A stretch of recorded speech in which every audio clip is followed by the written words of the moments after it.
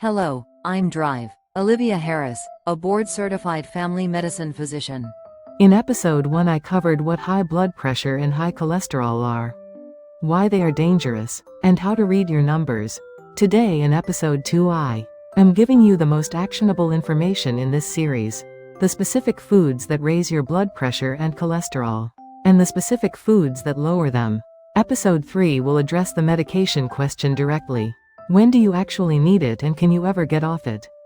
Episode 4 delivers the complete prevention lifestyle, including exercise, sleep and stress management. Subscribe with notifications on now so you do not miss episodes 3 and 4. Before we get into the food lists, I want to address something most people believe about these conditions. Many people assume high blood pressure and high cholesterol are genetic inevitabilities. My parents had it, so I will have it too. The research does not support this fatalism. Genetic factors account for approximately 30 to 40% of hypertension and high cholesterol risk. The remaining 60 to 70% is lifestyle, primarily diet. You can have parents with severe hypertension and maintain normal blood pressure through dietary choices. You can have parents with perfectly normal cardiovascular health and develop hypertension through dietary patterns. Food changes outcomes. Foods that raise blood pressure and cholesterol. First, high sodium foods, soups, broths, processed meats, canned foods, restaurant meals, fast food and packaged snacks. Average American sodium intake is approximately 3,400 milligrams daily. The WHO recommends a maximum of 2,000 milligrams. Specific numbers worth knowing. A single fast food meal can contain 2,000 to 3,000 milligrams of sodium alone. Canned soup averages 800 to 1,200 milligrams per serving. Processed deli meats average 600 to 1,000 milligrams per 2-ounce serving. The goal is not elimination but reduction. Request sauces and dressings on the side at restaurants. Choose low-sodium versions of canned goods. Cook at home using herbs and spices instead of salt. These changes meaningfully reduce intake, without requiring radical dietary restructuring. Second, saturated fat. Fatty red meat, full fat. Dairy, butter, lard and tropical oils like coconut oil and palm oil. Saturated fat stimulates hepatic LDL production directly. A 2020 American Heart Association study found that limiting saturated fat to 5 to 6% of daily calories produced significant LDL reductions.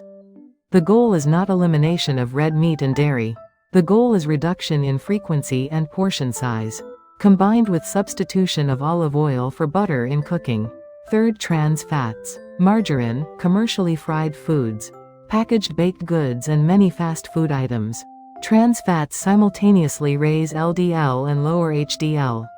The American Heart Association found that reducing trans fat intake by 2% reduces heart disease risk by 23%. Check ingredient labels for partially hydrogenated oils. The chemical name for trans fat. Any product containing partially hydrogenated oils should be avoided consistently. Fourth, refined carbohydrates and added sugar.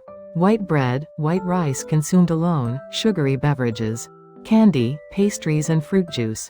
These foods spike blood glucose, triggering insulin surges that promote triglyceride production and suppress HDL. A standard can of soda contains 39 to 50 grams of added sugar. The WHO recommends a maximum of 25 grams of added sugar daily. A single beverage can exceed the entire daily recommended allowance.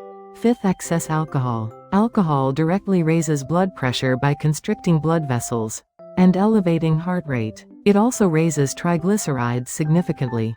A 2018 Journal of Hypertension study found that cutting alcohol consumption in half reduced systolic blood pressure by an average of 5.5 millimeters within 4 weeks. If you drink regularly and have elevated blood pressure, reducing alcohol is the fastest single dietary intervention available.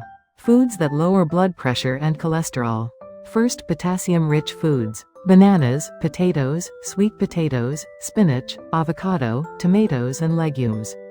Potassium promotes sodium excretion through urine, directly reducing blood volume and blood pressure. A 2013 BMJ meta-analysis found that increasing potassium intake by 1,000 milligrams daily Lowered systolic blood pressure by an average of 1.7 millimeters. One banana provides approximately 400 milligrams of potassium. Daily banana consumption is one of the simplest, evidence-based blood pressure interventions available. Second, fatty fish, salmon, mackerel, sardines, herring and anchovies.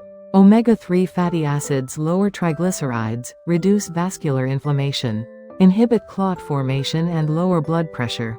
A 2019 Journal of Hypertension meta-analysis found omega-3 supplementation reduced systolic blood pressure by an average of 4.5 millimeters and diastolic by 3 millimeters. 2 to 3 servings per week is the target. Baked, grilled or poached. Never fried, as frying destroys omega-3 content. Third, soluble fiber foods, oats, barley, apples, legumes and Brussels sprouts. Soluble fiber binds cholesterol in the intestine and carries it out of the body before absorption. A 2016 American Journal of Clinical Nutrition meta-analysis found that 3 grams of beta-glucan daily, the soluble fiber in oats, lowered LDL by an average of 7%. One bowl of oatmeal provides approximately 3 to 4 grams of beta-glucan. Replacing a processed breakfast with oatmeal is one of the most evidence-backed dietary changes for cholesterol management. Fourth, garlic. Allicin, garlic's active compound, relaxes blood vessels and lowers both blood pressure and LDL.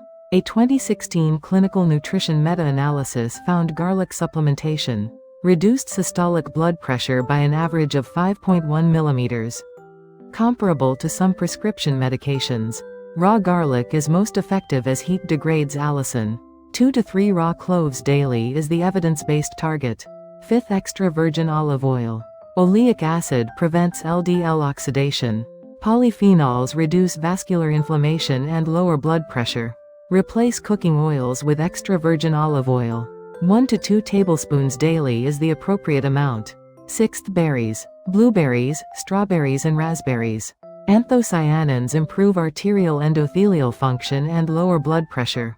A 2019 European Journal of Nutrition study found 150 grams of daily blueberry consumption reduced systolic blood pressure by an average of 5 millimeters over 8 weeks.